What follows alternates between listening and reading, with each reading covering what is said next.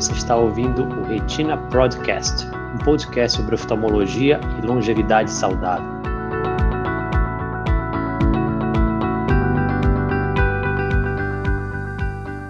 E boa noite, pessoal.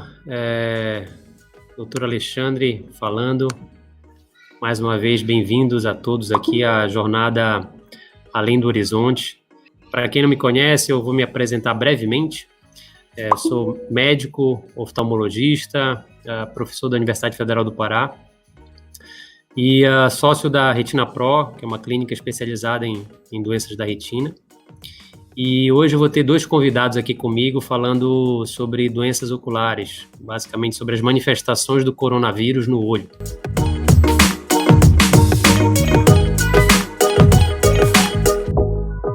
Então, um tema muito interessante, talvez um tema que a gente ainda tenha pouco conhecimento, de estar aprendendo bastante sobre isso. O que eu acho que é importante a gente colocar para todos, o que é a Jornada Além do Horizonte, né? A Jornada Além do Horizonte é um projeto da Retina Pro, que a gente fazia isso presencialmente, de tentar informar, motivar e inspirar as pessoas a respeito das suas doenças. A gente viu que, ao longo do tempo, a gente precisava não só tratar o olho das pessoas, mas observar as pessoas como seres humanos completos, né? Olhar não só a sua parte ocular.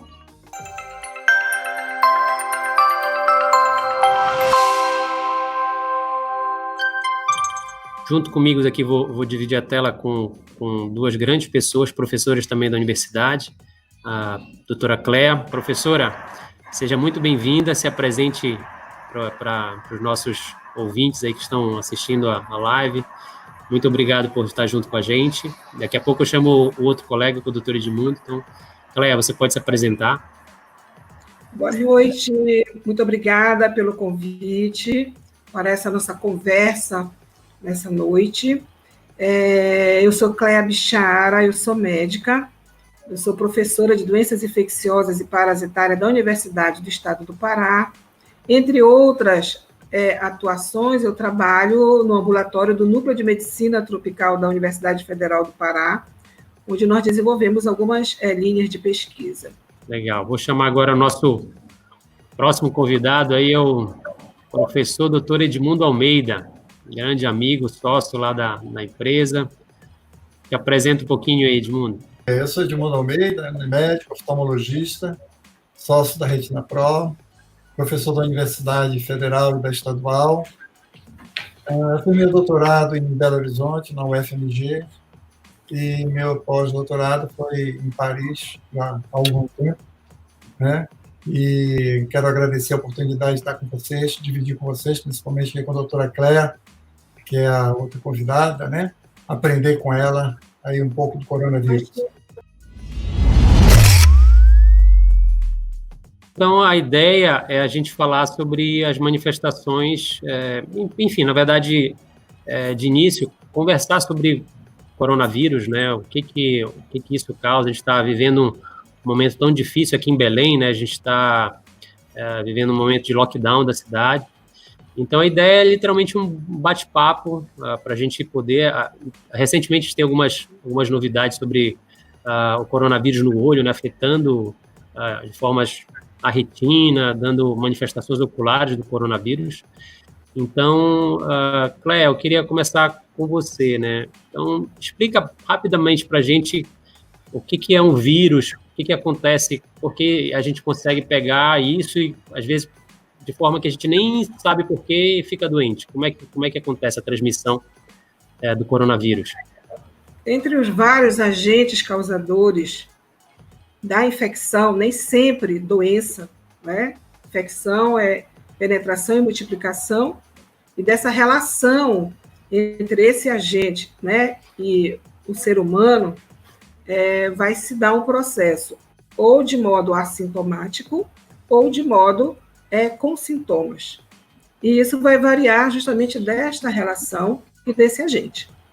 Uhum. Como nós estamos, então, nós temos assim uma variedade de vírus classificado, né?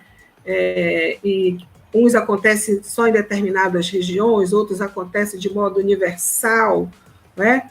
E aí eu aproveito para dizer que nós estamos exatamente no momento em que nós temos um vírus novo, então que não havia nenhuma relação parasito-hospedeiro no nível de ser humano, né? Por isso, o desconhecimento ainda é grande dessa relação, né? Embora nós já estejamos quase 6 meses de acúmulo de experiências, e, ao contrário de alguns, né, ele está acontecendo no mundo inteiro. Esperava-se, inclusive, mudanças nessa maneira de se apresentar em países tropicais, por exemplo. Ele começou justamente no momento em que, na China, ele estava em pleno inverno, né? Então, tinha uma expectativa, inclusive tinha muitas publicações, né? Não, mas em países tropicais, não, onde é quente vai ser diferente, e não está sendo diferente, né? Às vezes, pequenas diferenças nessa relação das populações, que às vezes são diferentes. Mas, assim, de um modo geral, a expressão clínica e a expressão da infecção, ela tem sido a mesma. Ou seja, o que a gente tem observado de mudança em mudança para continente, que a onda da pandemia, né, vai... E é importante a gente dizer que a gente que trabalha com epidemiologia, nós temos o que é uma epidemia, o que é uma endemia, o que é uma pandemia, né? Uhum. Então, quem acompanhou os posicionamentos da OMS viu que ainda não é uma pandemia, né? Então, quando acomete, né, praticamente todos os continentes, então existe todo um protocolo para se declarar uma pandemia. Então, nós temos um vírus novo, nessa relação com o ser humano, né, e que acometeu todos os continentes. E tudo que vai ser dito daqui para frente, com a experiência dos últimos 6 meses, né, eles vão mudando. O conhecimento ele está tão dinâmico e acelerado quanto foi a expansão do vírus.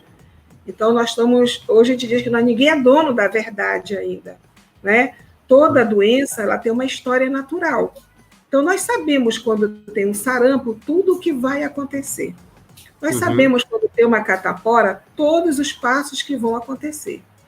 Nós sabemos quando tem, por exemplo, uma doença que nós vamos conversar, já fui convidada e agradeço os próximos dias, uma toxoplasmose, o que pode acontecer? O que vai ser refletido em termos de lesão ocular, né? Então, o mundo está aprendendo e nós estamos aproveitando as experiências dos outros continentes à medida que a pandemia aqui chegou. E, com certeza, o Brasil, com essa sua territorialidade gigantesca, com essa sua diferença, inclusive interna, tanto de população, hábitos, costumes, mas, inclusive, de condições de moradia, das vulnerabilidades, rede de assistência, tudo, nós vamos ter comportamentos diferentes, né? Então, em termos dessas considerações, o que ficou ainda está muito parecido é que predominam mais os assintomáticos e, sobretudo, os sintomáticos que desenvolvem as formas mais leves. Existem aqueles percentuais, né? E que nós sabemos que críticos serão aqueles 5%. Nós tivemos também informações dos pesquisadores da Fiocruz logo de início, já como uma previsão para o que ia acontecer no país, e está acontecendo, que seria a jovialidade da pandemia no Brasil, não é? Muitos jovens adoecendo, um pouquinho diferente do que se viu em alguns outros continentes, mas o comportamento da doença, né, ele chama atenção, principalmente, né, por esse volume de pacientes que ele pode acometer, embora seja em menor número, mas quando você tem uma grande população, se transforma num número importante, o que inviabiliza, muitas das vezes, a rede de assistência conseguir dar todo o suporte que aquele paciente poderia necessitar. É um percentual pequeno, mas num volume grande. Exatamente. Nenhum país estava preparado para tal. Não é só o Brasil que não estava, não é só a região norte que não estava. Nós já tínhamos as nossas dificuldades, mas mesmo países, né, onde se pode dizer que existia mais uma estrutura, tal, também tiveram suas dificuldades. Eu queria perguntar para o Edmundo. Edmundo, o que é assim, uma pessoa que está com uma conjuntivite agora e está com febre, essa pessoa pode ter coronavírus? Tem alguma manifestação mais comum do coronavírus no olho, assim, que a pessoa precisa ficar de olho? Olha, literalmente de olho, né? Fazendo um trocadilho, né? Na verdade, a manifestação mais comum é a conjuntivite, né? Na verdade, não é nem a conjuntivite, é a congestão vascular, quer dizer, é o aumento da vascularização da conjuntiva, que é essa película que envolve o olho, fica vermelho e chama atenção. Mas tem várias situações, por exemplo, eu, particularmente, tive um ardor, que eu dizia para minha filha, tem uma sensação de ardor, de que o meu olho está seco, eu tenho que ficar de vez em quando fechando os olhos para lubrificar meu olho. Então, isso foi um sintoma meu. Claro que é extremamente variado, mas, na verdade, a manifestação mais comum do coronavírus no olho, seguramente, é a conjuntiva. E é interessante, a Cléa pode corroborar isso aí, que é uma via de entrada também, porque como a infecção se dá pela orofaringe, pela boca, pelo nariz, e o olho está muito perto, facilmente a gente contamina. E tem um dado interessante, quando a gente vai ver algumas coisas que eu andei pesquisando, a gente não tem ideia de quantas vezes a gente toca o nosso olho, toca a nossa face, ajeita o óculos, né? Pega, né? Então, a gente faz isso 23 vezes por hora, a gente toca nosso rosto. Eu não tinha essa noção, né? 23, são estudos que são feitos, né? Então, a gente tocar, né? Então, por exemplo, a gente está preconizando, a Cléia vai falar sobre isso, a questão da máscara, né? Coloca a máscara, mas aí a gente pega na máscara, né? Aí pega no olho, pega no óculos, né? Vai pegando, isso você vai distribuindo o vírus, né? Não tem como.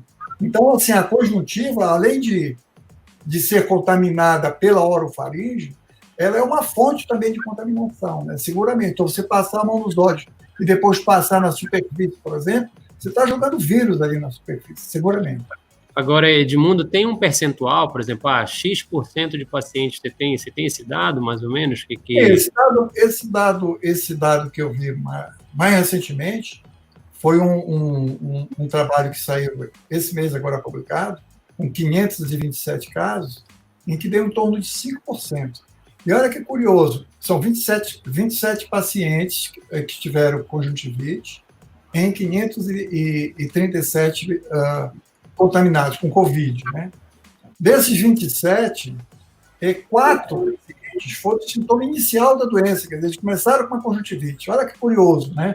Quer dizer, então, o primeiro sintoma deles foi a conjuntivite, né? Diferente do que a gente pode pensar que seria uma coisa secundária ou mesmo paralela, mas desses 4 pacientes, o primeiro achado foi uma conjuntivite, né? E eu acho importante também, viu, Alexandre, colocar aí também, todo mundo já sabe disso, mas foi um oftalmologista, né? Então estou puxando assim para nós aí esse mérito, né? Que descobriu, que denunciou para o mundo, né? Essa pneumonia que ele achava que era grave, né? E foi que terminou falecendo, né? Então acho que é um aviso interessante, né, para te deixar para as pessoas que conjuntivite é um dos sintomas que pode estar associado ao coronavírus, né? Acho que isso é importante as pessoas estarem cientes aí, né, que é um dos sintomas que a pessoa tem que ficar de olho. Se abrir com conjuntivite, depois começar a ter febre, os outros sintomas, acho que é importante isso ficar bem esclarecido aqui, né, que pode ser um sinal de alerta, né? E com certeza vai no chat para ter essa pergunta e como trata, né? Então, conjuntivite viral, a gente só passa lubrificante, na verdade. A gente não usa nada, porque nada funciona. Não tem antiviral para o olho eficiente, a não ser para herpes, né, que a gente tem, mas quando afeta a córnea, conjuntiva, normalmente a gente não tem dificuldade diagnóstica para estabelecer a etiologia, a causa da conjuntivite. Mas a conjuntivite viral, habitualmente, é só um lubrificante, pronto, né, e acontece a autocura, né.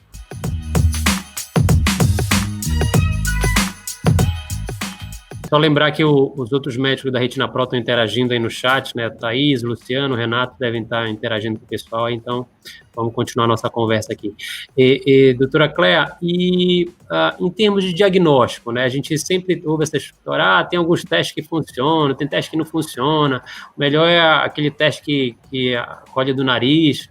Como é que uma pessoa que está com a suspeita agora pode se dirigir ao médico, lá, olha, ele pediu esse exame pode ser confiável? Fala um pouquinho isso para a gente, doutora. De um modo, assim, bem simples, né? A gente fez uma revisão agora, recente, tem, assim, uns 16 a 20 artigos muito bons, né? O que está consolidado até o momento, que para a primeira semana, o melhor que se tem, que é o padrão ouro ainda, é a prova a molecular, que é o PCR, o RT-PCR, né? Que o ideal é que seja coletado na primeira semana. Nós depois podemos entrar em alguns detalhes, mas de modo assim, de uma informação mais ampla, seria o ideal. A partir do 7º dia, né, nós podemos fazer já uma detecção dos anticorpos. Quer dizer, aquela relação parasita-hospedeiro vai gerar uma reação imunológica com a produção de anticorpos. Então, que possivelmente, a maioria teria uma resposta detectável de anticorpo a partir dos 7 dias. Pode ser antes, pode ser muito depois, mas, de um modo geral, um padrão seria esse. E, de início, se trabalhou a IgA, seguida a IgM e, logo em seguida, a IgG, que seria numa ordem cronológica da detecção. Hoje, praticamente, a gente vai trabalhar IgM e IgG. A IgM, o período ideal que se tem observado para sua detecção é em torno do 14º dia.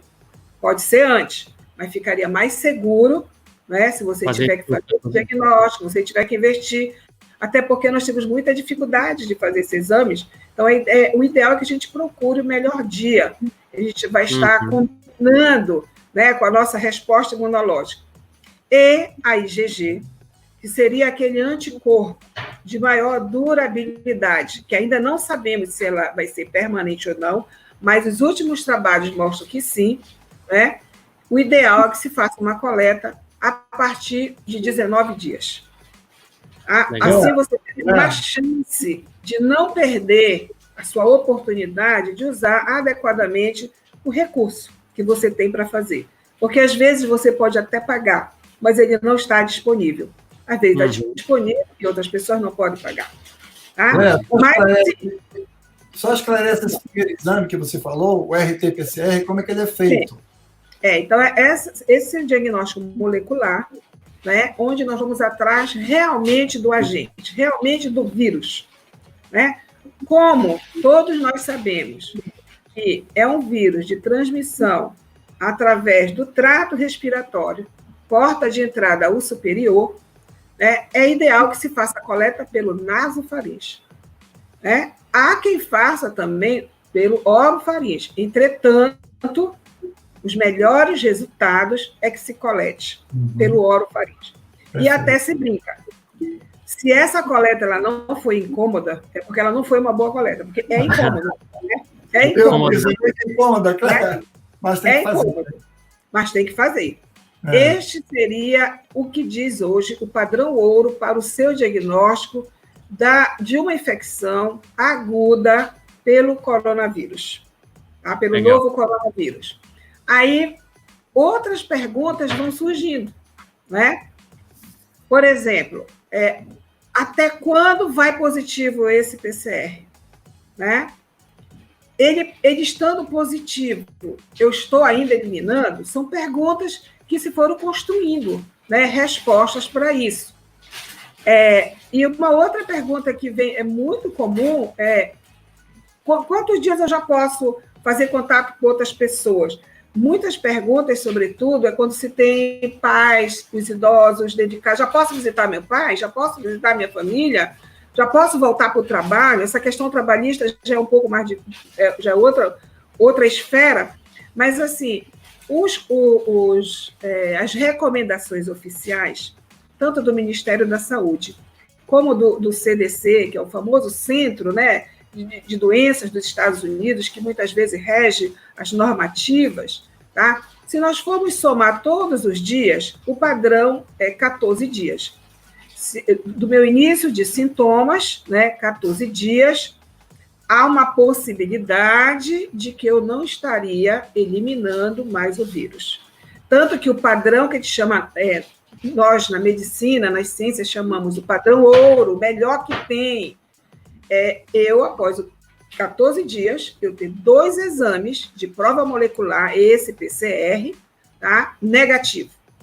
Ora, mas se eu tenho uma dificuldade enorme de conseguir para o diagnóstico, imagine para alta. Isso é o ideal, é o padrão ouro, mas não é a nossa realidade. Então, nós trabalhamos, né, com essas informações clínicas, baseada nas experiências, né, das publicações que já existem. 14 dias, né, seria o período padrão. Legal, né? Tá. Mas nós sabemos, às vezes, que alguns PCRs, eles se prolongam positivo, né? Às vezes com 28 dias, às vezes até com mais. Mas isso não significa, né, que a detecção ali do vírus ainda seja capaz de provocar a transmissão com infectividade. Edmundo, aqui tu tá como 2 coisas, né, hoje, né? Tu tá como oftalmologista e paciente, né? Verdade. Porque tu tivestes aí a coronavírus há um tempo atrás, né? Para quem não sabe, né? Acho que agora tá revelando para todo mundo agora, né? Como é que foi isso para ti, cara? Assim, como é que foi? Porque eu queria a tua experiência agora não como médico, mas assim o que isso mexeu com o teu emocional pô, eu tô com uma doença, não sei como é que isso vai se comportar, como é que foi a tua reação perante a isso?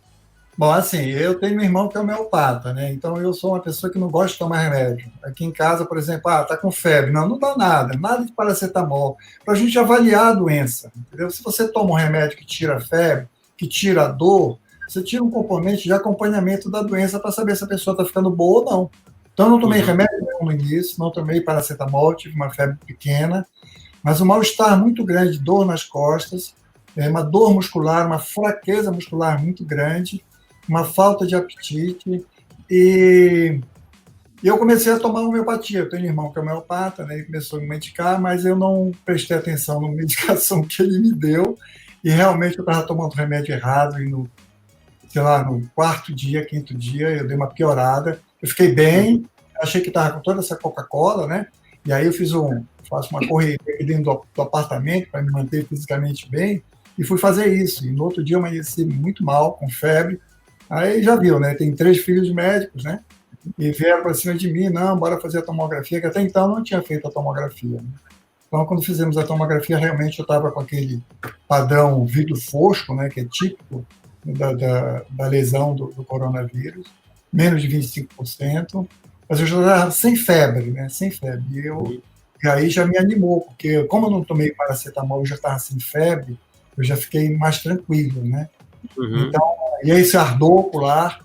E depois, a minha filha Isabela também teve, né? E um dia ela chegou comigo aqui, ele está na cama, ela chegou, vem cá, cheira aqui. Ela trouxe uma tangerina e fez um buraco na tangerina, cheira aqui. Quando eu cheirei, eu não senti o cheiro da tangerina. E aí eu brinquei com a minha secretária, digo, olha, tu não está colocando condimento nessa comida aqui, eu não sinto cheiro de nada, fiquei brincando com ela, mas eu nunca perco o olfato. E aí eu pergunto até, posso perguntar, Alexandre?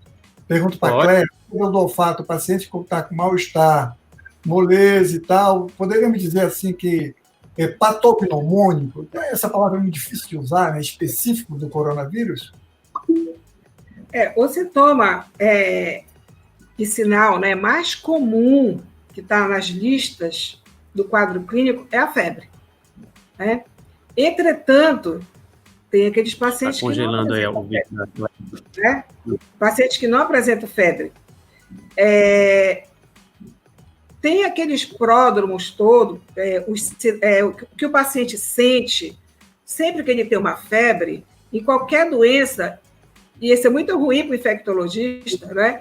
Porque é tudo parecido. Então, junto com a febre, vem a indisposição, às vezes vem a falta de apetite, às vezes um pouco de dor de cabeça, né? Entretanto, nós temos algumas coisas que estão marcando bem a infecção por esse vírus, né? Alguns pacientes, e isso não é nada ainda científico, não é? Mas nós temos observado muito nessa convivência com pacientes entre nós, os relatos, está havendo muito essa mudança de paladar e de olfato. Ela tem sido bem citada aqui, porque no início da pandemia, até o mês de março, isso quem começou a relatar bastante foram os franceses. E depois todo mundo começou a prestar melhor atenção. Tá? Então, essa indisposição inicial, ela é muito parecida com das outras infecções, né? E tem coincidido em alguns locais, e coincidiu aqui logo no início, com a gripe, a influenza que estava circulando, que agora não está mais entre nós. É por isso que fazia parte do pacote, nós fazemos esse diferencial importante. Tá? E também temos que estar atento que, independente da Covid, as outras doenças estão acontecendo também. Então, a sinusite, né? Às vezes, outras infecções vão acontecendo e nós temos que saber lidar com esse diagnóstico diferencial. Mas, assim, voltando para o que o Edmundo perguntou, né? Se isso a gente chama em medicina patognomônico, isso aí vai dar certeza que essa infecção... Não. Mas, olha, em plena pandemia, um quadro febril ou não, e de repente eu começo a perder o olfato e o paladar, está nos chamando muita atenção isso. E agora, porque isso não é uma coisa comum, a febre pode dar em várias outras situações, o mal-estar, a dor no corpo, mas perda de olfato e de paladar, ela não é uma situação comum. E isso tem ajudado bastante, né? Este raciocínio clínico dentro desse cenário epidemiológico a pensar nessa infecção pela Covid. Uma coisa que é interessante, Edmundo, a gente perguntar, né? Eu acho que ainda não tem um consenso sobre isso, mas lente de contato. Para duas situações, acho que seria interessante comentar. Lente de contato para paciente, a gente tem muito paciente que usa lente de contato agora. Eu devo evitar usar lente de contato? E a segunda pergunta, eu sou médico, estou na linha de frente, estou tratando, fico na UTI, enfim, estou no pronto-socorro e uso lente de contato. O que eu devo fazer? Acho que são duas situações completamente diferentes, né? Eu acho que ambas as situações deveriam ser abolidas. Quer dizer, a pessoa que está em casa, está em quarentena, ela pode usar o óculos dela, né, tranquilamente, não tem porquê. Né? Às vezes, por questão estética, a pessoa usa lente de contato. Agora, se ela está na linha de frente, mesmo com proteção, com face shields, mesmo com óculos, ela está correndo risco pelo manuseio, né, da mão ao tirar a lente, a colocar a lente. Então, eu acho que seria prudente não usar. Agora, é interessante, Alexandre, também saiu um trabalho, e vamos enaltecer a oftalmologia nacional, foi o primeiro trabalho no mundo, né, que mostra alterações na retina, através do exame chamado tomografia de coerência óptica, né, que é um exame que nós temos aí na Retina Pro, que identificou lesões mínimas na retina em pacientes assintomáticos visuais, né. É muito interessante isso, quer dizer, foi um achado feito em 12 pacientes, 12 médicos, inclusive, né, que participaram dessa pesquisa, e assim, assintomáticos, mas mostrando que o vírus chega lá, ou o vírus ou a consequência da doença, né? A gente não sabe bem se é o vírus que está presente lá, ou se é um fator de coagulação sanguínea que tem, né, que o vírus, no estado reacional inflamatório, desenvolve, pode aparecer aquelas microhemorragias no fundo de olho, na retina, né, e exudatos que foram identificados por esse exame específico que chama tomografia de coerência óptica. Legal, então acho que é importante a gente frisar isso, né? Então, quem puder evitar lente de contato nesse período, acho que faz todo sentido, né? É interessante que eu recebi um dia desse um telefonema de um colega de São Paulo, ele falou exatamente isso, tá na linha de frente, estava querendo trocar a lente. Cara, bicho, agora fica sem lente por enquanto, usa o teu óculos, que é a melhor solução.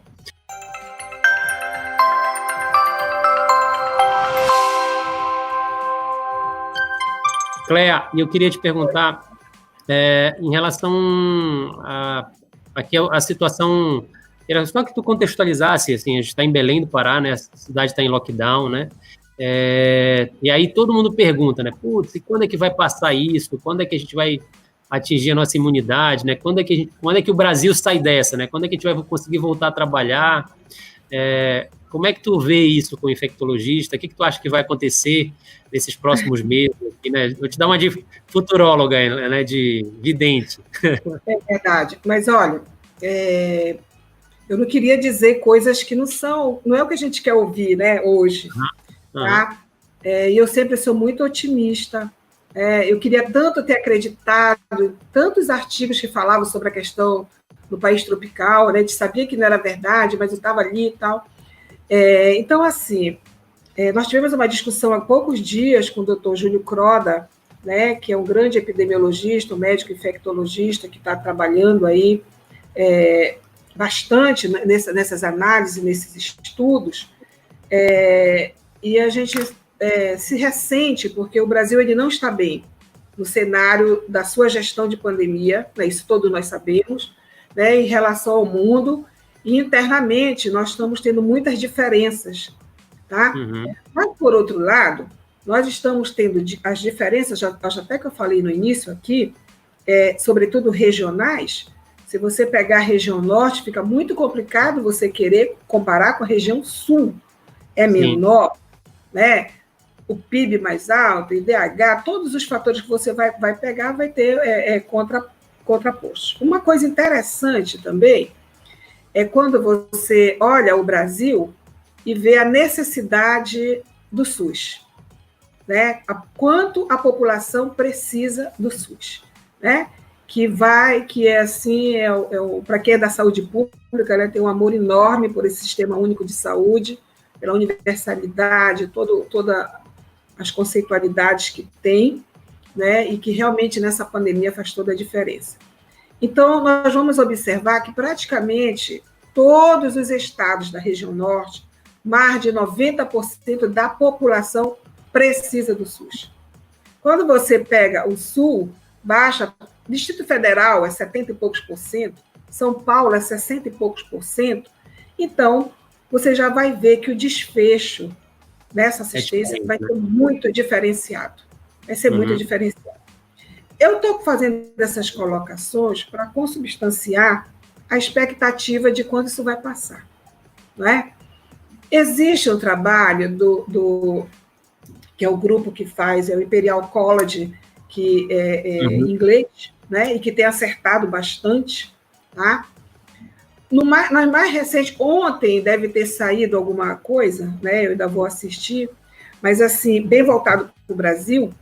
Mas, assim, havia uma expectativa de que dentro do país, a partir de agosto, já estaria mais calmo, né, a situação, a primeira curva, porque nós vamos ter pelo menos mais uma, ou talvez mais duas curvas, né?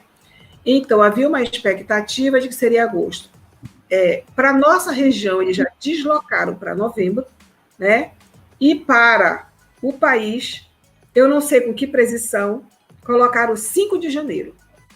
Agora, são dados que eles são dinâmicos. Muda tudo. Eu acho que agora o Brasil já deve passar, como passou por todo esse cenário, principalmente hoje, que bateu recorde de morte, né? De informações, nós tivemos, hoje, só no Pará, foram mais de 60 mortes, 160 mortes, notificada, pode não ser do dia, mas foi notificado hoje, e o Brasil inteiro, né, ultrapassou 1.000 notificações de morte. Então, pode ser que, né, as medidas de contingência elas sejam um pouco mais respeitadas. Sim. Então, domingo, Belém atingiu o máximo de contingência, que foi 60%, quase 61%. Né?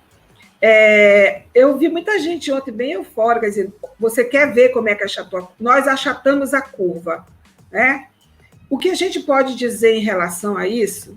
Tá? Houve um trabalho maravilhoso da UFRA com o FPA, e eles fizeram, dia 23 ou 24 de abril, uma previsão que dia 14 ou 15 de maio nós teríamos 12 mil casos. Naquela ocasião, nós estávamos com menos de 1.500. E, britanicamente, pontualmente, nós estávamos com 12 mil casos no dia que eles asseguraram. E que ali seria o pico, né? O pico. E este mesmo grupo, né, já fez algumas considerações que possivelmente a situação foi deslocada um pouquinho para a primeira semana de junho. Mas isso não significa região metropolitana, significa estado. Quando a gente compara, às vezes quer dizer, meu Deus, a gente via Manaus, né? Manaus, não era o Amazonas, a gente via Manaus, aquela confusão, a gente ficava apreensivo, e quando começaram a dizer que aqui seria pior, então tem coisas que nós não podemos comparar, igual querer comparar contingência na Suécia com o Brasil, né? Tem gente que gosta de fazer isso, quer criar terror, né? Ou dizer que falta coisa para a gente, tá? Então, mesmo, olha, nós somos estados da região norte, somos vizinhos, mas nós sabemos que a grande população do Amazonas está na capital, ao contrário do estado do Pará, que a grande está no interior. Então, veja só o nível, né, e a qualificação de assistência como vai mudar. Nós estamos percebendo que parece que em Belém reduziu um pouco. Vamos lá. O que não tem jeito, a pandemia, ela sofreu uma estratificação de esfera social. Todos nós sabemos disso, né? Sim. Ela entrou em estados, principais estados que fazem conexão internacional. Rio de Janeiro, São Paulo, Ceará, Distrito Federal, né? Manaus entrou por conta da indústria, né? Então, os grandes núcleos que fazem essas conexões de entrada e saída, sobretudo por aeroportos, né, foi que começou. Tá? Exato.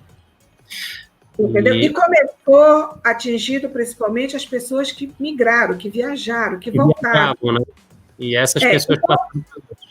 Exato. O que nós estamos querendo dizer com isso? É que também aqui em Belém, agora, né, saiu um pouco, né, de uma classe que tinha mais plano de saúde, que podia fazer mais tomografia, né? Então ela foi bem mais para a periferia. E agora ela interiorizou. Onde, se nós formos observar, a rede, sobretudo, tá, para pacientes graves, ela é muito diminuta, ela é muito reduzida. E talvez por isso, né, a nossa taxa de pessoas, né, mais graves e que vão falecer seja maior também. Então, a curva, realmente, a nossa, né, ela deve ter, né, são os estudos, eu só acompanho, eu adoro acompanhar, né, eu não trabalho com esses dados, o que tem mostrado é que a partir de mês de junho começa a amenizar. Mas a expectativa para o país todo, isso é uma expectativa do Ministério da Saúde desde março, é que seria em agosto para o país. E que cada região, isso já está muito claro, que a região sul é diferenciada, né? Existem os indicadores muito interessantes. Por exemplo, até final do mês, estava assim, para o Pará dobrar o número de casos, ele precisa de 6 dias. Ele vai dobrar em 6 dias. Para qualquer um dos estados do sul, para dobrar o número de casos, estava acima de 45, 60 dias. Então, a diferença é muito grande. Então, lá eu posso fazer outras medidas, lá eu posso fazer um distanciamento social. Eu vou decidir que eu vou respeitar essas regras, né? E tem as medidas de isolamento, que elas são já por nível de governabilidade. E aí vem as diferenças, o distanciamento, o isolamento, o confinamento, o tranca-rua, que ninguém mais gosta de ouvir falar no lockdown, né? Trancou a rua, fechou, trancafiou. Cléber, deixa eu fazer uma ponderação aí, por favor. Eu digo para meus amigos assim, converse com os secretários de vocês, com os colaboradores de vocês, e pergunta assim, lá na família de vocês, aí todo mundo diz assim, todo mundo já se contaminou, doutor. E na rua de vocês, todo mundo, inclusive uma vizinha minha morreu. Quer dizer, me parece, e também a assistência que a gente dá ao Jardim das Oliveiras, as famílias que nós atendemos, como médico, atendemos essas famílias todas, né, assistidas pelo Jardim das Oliveiras, mostra que a população toda ali se contaminou. Eu posso extrapolar esse raciocínio para toda a periferia, achando que essa classe que vive em um cubículo, com um problema social sério, que não consegue fazer esse isolamento de jeito nenhum, se contamina, vai isolar como? Se mora em quartinhos pequenos, né? Essa questão social que a gente sabe. a gente pode extrapolar esse raciocínio dizendo que talvez agora nós que estamos dentro dos apartamentos, né, fechados, isolados, seremos as pessoas que vão se contaminar no futuro ou não? Eu acredito que o raciocínio é extremamente lógico, é epidemiológico, né, doutor Edmundo? São as pessoas que são mais expostas. E a gente fica naquela expectativa, né, da famosa imunidade rebanho. Né? Uhum. O clássico exemplo, que quem começou, inclusive, a apostar nisso, né, que seria o isolamento vertical. Guarda em casa só os que são fatores de risco. Né? Uhum. É uma realidade, fator de risco na Europa é uma coisa, fator de risco no Brasil é outra, fator de risco nos Estados Unidos é outro. Basta ver quem morreu mais lá. Né? E aí nós teríamos que fazer toda uma discussão, de novo, social. Tá? Agora, então, Cléia, deixa eu te interromper rapidinho, porque senão a gente não vai dar tempo de abordar. Acho que tem mais 2 temas que eu queria abordar com vocês. Um é de respeito a vocês dois, mas eu queria que assim, muita gente perguntou sobre tratamento, não sei o quê. Qual é a posição da Sociedade Brasileira de Infectologia em relação a tratamento? A gente sabe que, obviamente, automedicação nunca, né? Você nunca deve tomar nada que o teu médico não prescreva, ou não seja prescrito por um médico. Mas o que a Sociedade Brasileira de Infectologia diz em relação a tratamento agora? Tem algum padrão? A gente sabe que cada estado está fazendo alguma coisa, cada setor está fazendo uma coisa. Como é que está isso na tua cabeça? E aí depois eu queria rapidinho entrar para uma outra pergunta com vocês dois. Tá. O Edmundo já riu ali. Não me condene. No mundo todo, a melhor medida terapêutica é a não farmacológica. Uhum. São as medidas de prevenção. Né? Uhum. Medidas de prevenção. Essas são, né, as mais seguras, as recomendadas universalmente. Todas as nações fazem isso e defendem isso. Uhum. Quando você passa para as medidas farmacológicas, nós vamos ter aquelas que são as sintomáticas, né? Uhum. Que é um padrão que nós temos para várias doenças e que a gente vai adaptando, que é de acordo com os sintomas. Certo. Medida farmacológica específica, aquela para matar o agente etiológico, né? Como nós temos na toxoplasmose, por exemplo, da sulfadiazina com pirimetamina, está aí o que existe há 70 anos e vai matar. Né? Nós não temos. Uhum. Né? Nós não temos. E o mundo sabe disso e o mundo trabalha dia e noite atrás disso. Uhum. O que nós temos? Né?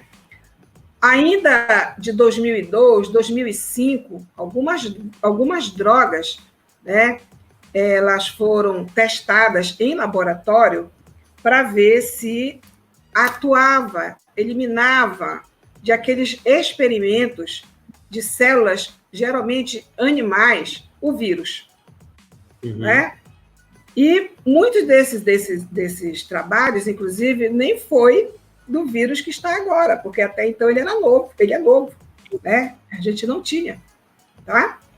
E aí, o que se fez agora foi transportar, né, esses estudos em laboratório, in vitro, em células animais, numa tentativa de se usar como um tratamento experimental, né, uhum. na atual pandemia. Certo. E uma das drogas, e foram várias drogas, e uma das drogas, né, mais citadas, né, e que pegou um caráter bem diferenciado no nosso país, é a cloroquina, tá? Com o seu derivado, a hidroxicloroquina, ok? Bem, então, alguns países, desde quando começou, né, eles usaram como se fosse braço de pesquisa, ou seja, os seus países permitem que se use, desde que ele esteja dentro de um projeto aprovado por um comitê de ética, tudinho e tal, eles chamam braço de pesquisa. Uhum. Tá? A maioria dos países de fora, né, do nosso continente que usou nesta maneira.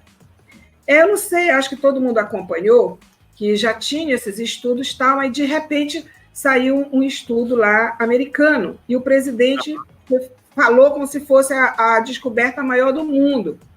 Isso deu mais um volume ainda para o uso. Tá?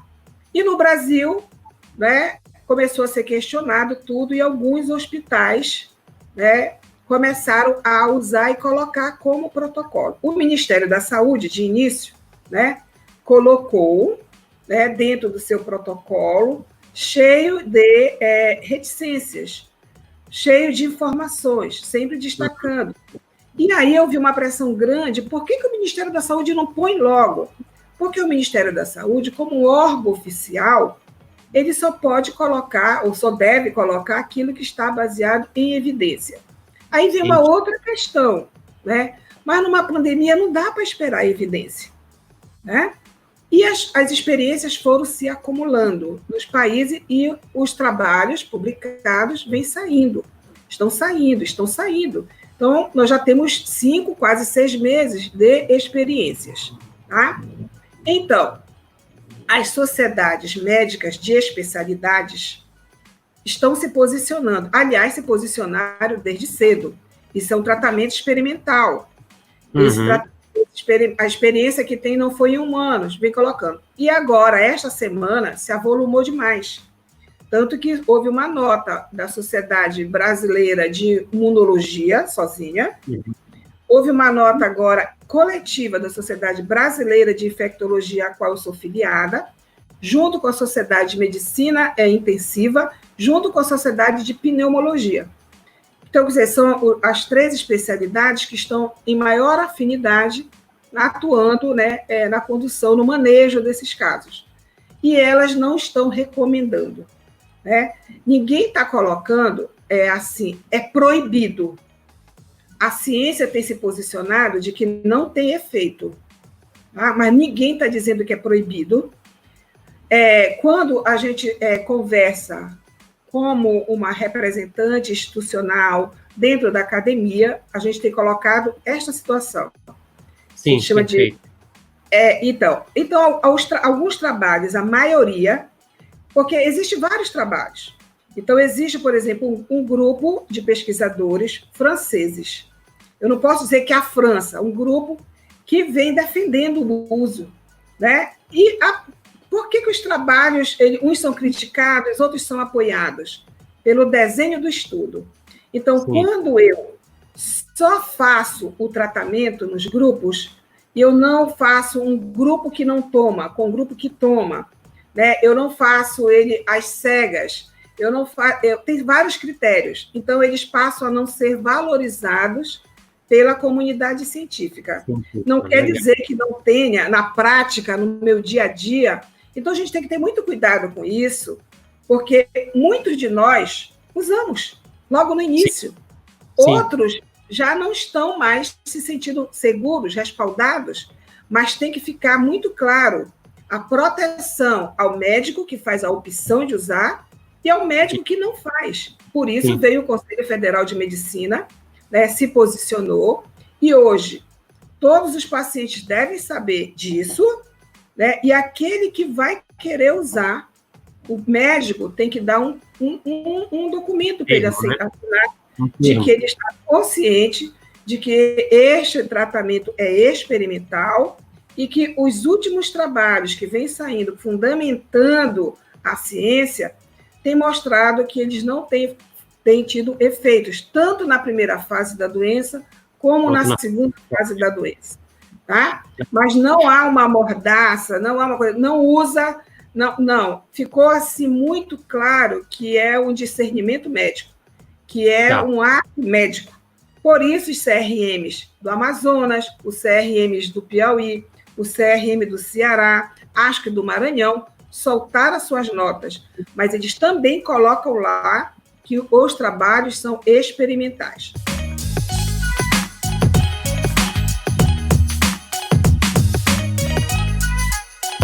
Eu queria comentar, acho que uma coisa que a frase dessa live de hoje, que vai ficar, é: pessoas boas constroem bons projetos. E vocês dois estão capitaneando um projeto que eu não poderia não citar aqui, que é o Solidários, né, o Grupo Solidários do Pará, capitaneado pela Marília Brasil, né, que é um projeto belíssimo, né, que tem ajudado muita gente na linha de frente. E aí eu queria, Edmundo, que tu comentasse um pouquinho sobre o projeto, o que é, como é que vocês estão fazendo, e aí depois eu passar uns minutinhos para a Cléia, para a gente poder encerrar, que a gente já está estourando o tempo aqui. Edmundo. Essa está muito boa. O projeto que é capitaneado pela doutora Marília Brasil, ela envolve mais de 100 profissionais, né? E foi uma ideia interessante, porque o que a gente vê, e no início foi assim, né? Uma falta de gestão no serviço público, de aparelhar as pessoas que estão no enfrentamento da doença, do Covid-19, que as pessoas sem proteção e adoecendo, né? A grande maioria das pessoas adoeceram. Então, o que é que a gente faz? A gente tem uma possibilidade de angariar fundos, são feitas doações depositadas em conta e no site você tem a transparência disso aí, de como é que é gasto esse dinheiro, e também doação de material, né? E o que é que a gente faz? A gente constrói. É interessante o trabalho, porque ele partiu também do momento de pesquisa, o que é que serve e o que não serve, como é que a gente vai fazer, como é que a gente vai construir, né? Então foi interessante, os face shields realmente apropriados, né? As caixas de intubação apropriadas. Então a gente saiu, quando eu digo a gente, eu digo principalmente as pessoas que estão na logística, né? Distribuindo nos centros de saúde, nas UPAs e até o interior. Você vê que até breves já chegaram esses equipamentos.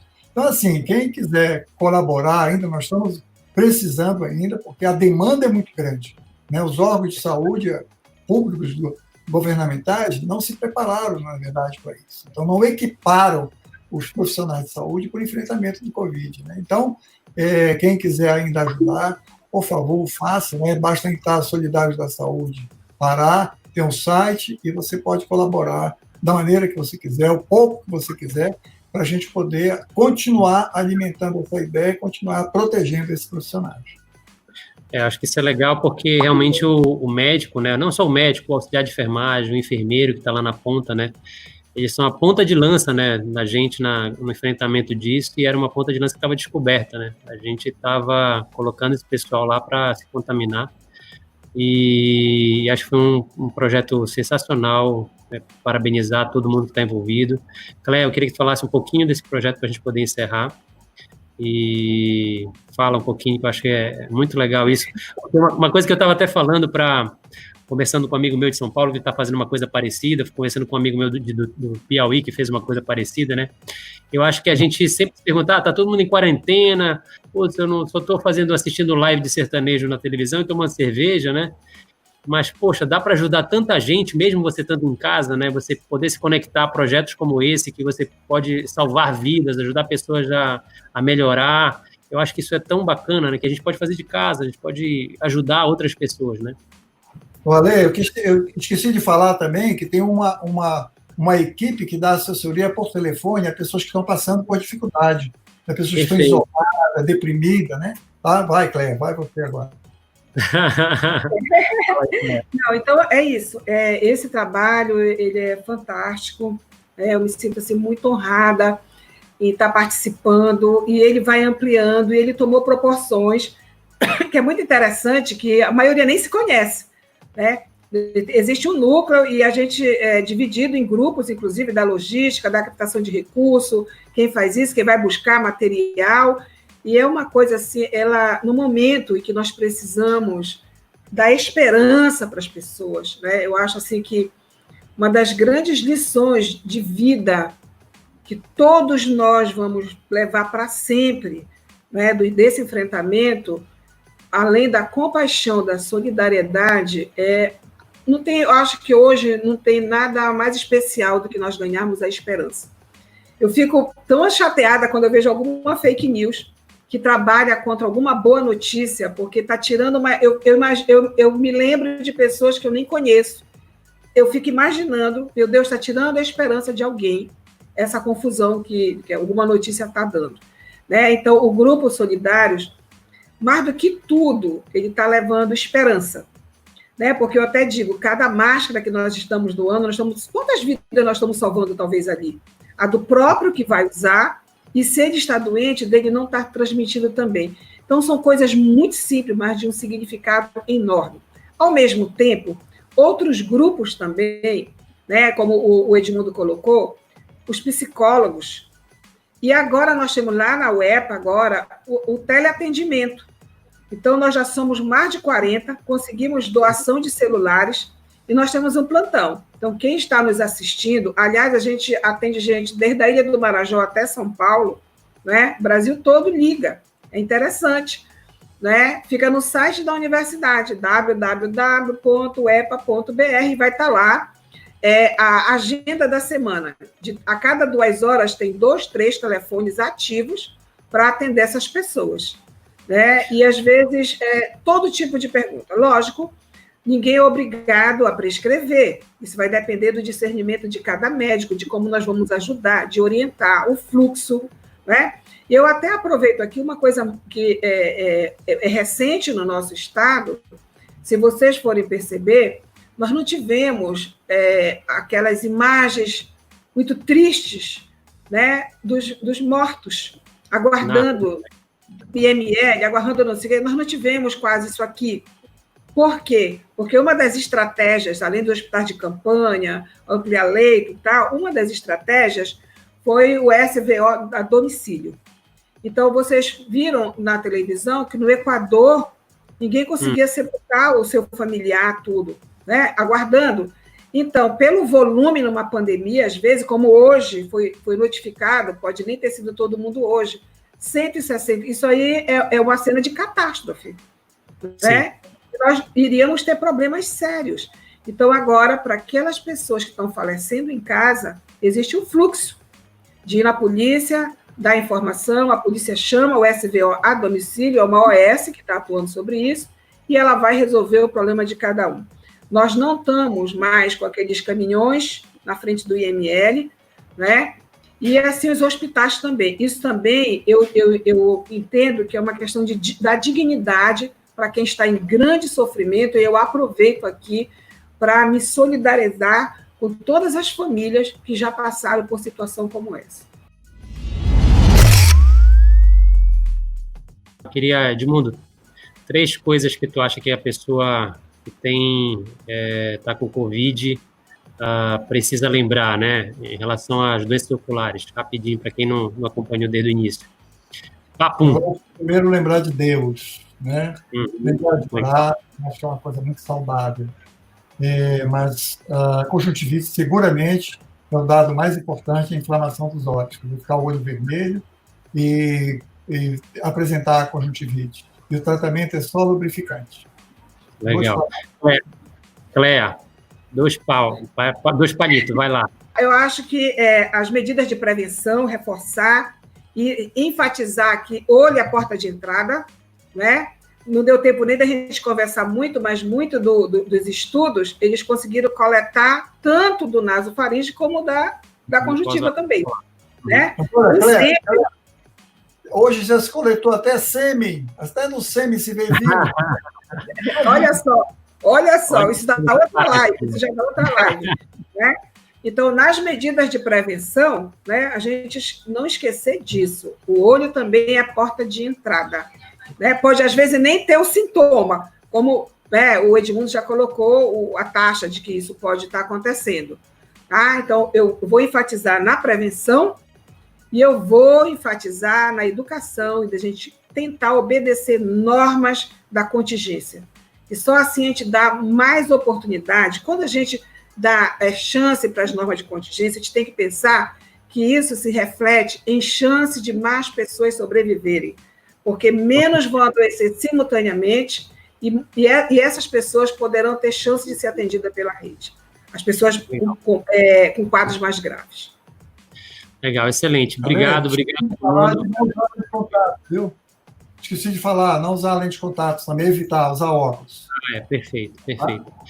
Então, Edmundo, eu queria agradecer você, a sua disponibilidade. Cléa, você, como sempre, brilhando. Sensacional falar com você, trocar experiência. Foi uma parceira aqui, apenas. E vai ter repeteco dela, hein, Alexandre? Vai ter repeteco dela. Mas toque só para nós. A gente vai colocar aí nas mídias sociais o resumo dessa live. Vocês podem acompanhar a Retina Pro nas mídias sociais.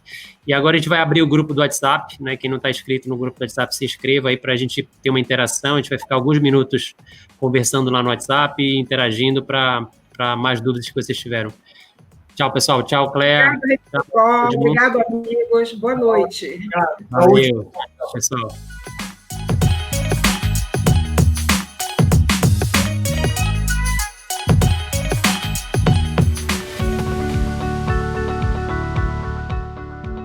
Esse foi o Retina Podcast. Os áudios deste podcast têm origem nas lives que gravamos no YouTube. Para ter acesso ao vídeo, acesse o link na descrição.